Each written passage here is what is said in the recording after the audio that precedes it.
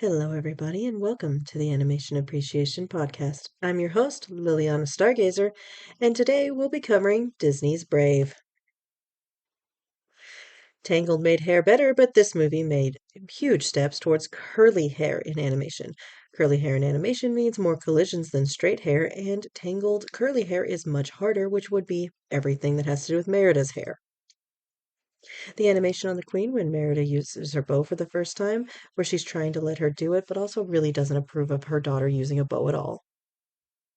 If you're ever out in the woods and the world goes silent like it does for young Merida here, you should be very, very quiet and still. Animals and birds only go quiet for very large predators. If they think you're in the woods, they're going to ignore you and kind of keep away from you. But when it goes silent, there's something the world is hiding from, and you might want to be hiding from it too. When her mother talks about being compassionate, we hear a chicken squawk as it is killed. Not that I don't eat meat and have a problem with this, it's just a really bad time to be saying that.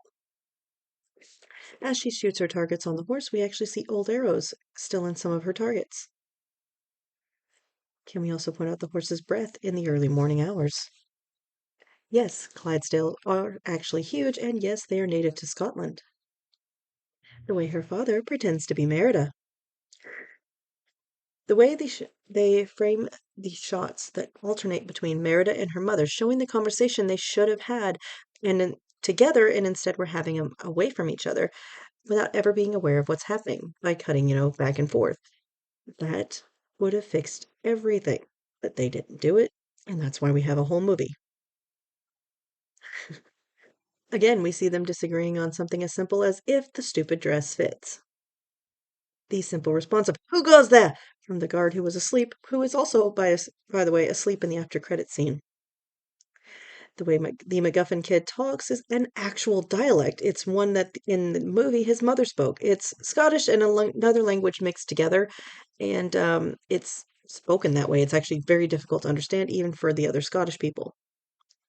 The way the king threatens the other kings behind her back, and they look at him like, how is that fair? Because she's looking at them and not him.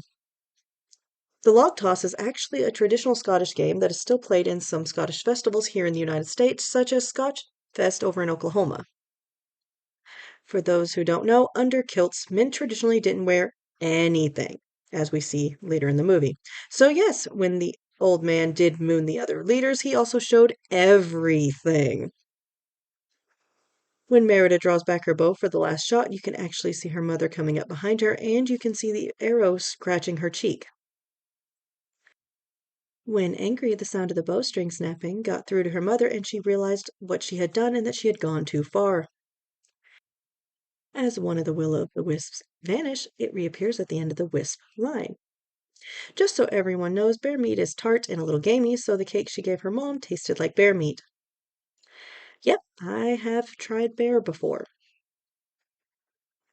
The way that the iris changes when it's Mom Bear and Mom. The little giggle from the king when Merida tells everyone to shut it just shows just how proud of her he is, exactly the way she is. How her mother stops to listen as her child sits there and quotes her, it's her seeing Merida as Merida and not her daughter or a princess. And that is why she chose then to break tradition. Last time we see the Wisps, they are stopping her from running into Mor'du. The bond isn't repaired until she says, I'm sorry, and takes responsibility for what happened to her mom instead of constantly saying, it's not my fault. Because she kept saying that it wasn't her fault because her mother pushed her to do it. Her mother pushed her to do it. Her mother pushed her to do this, made her do this. And instead, Merida made the choice on her own.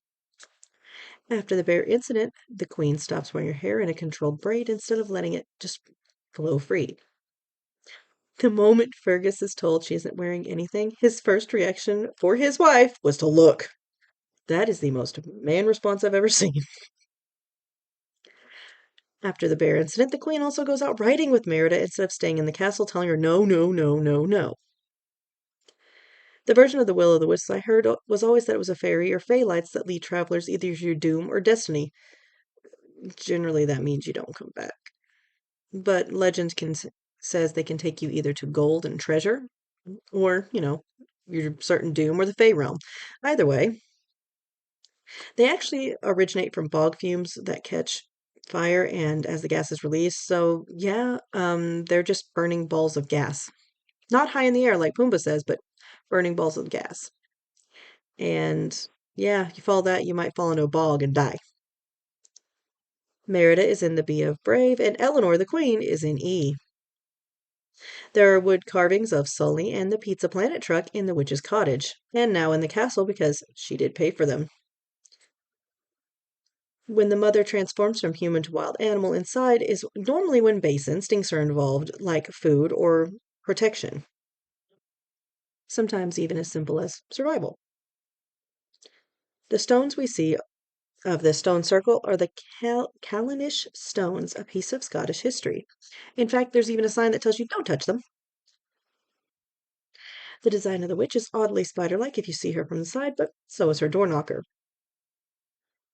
I've heard it said that they are black widows, but without the triangle or the little hourglass shaped thing, it's really could just be any old spider because there's spiders that look exactly like a black widow, just don't have the little pattern on them.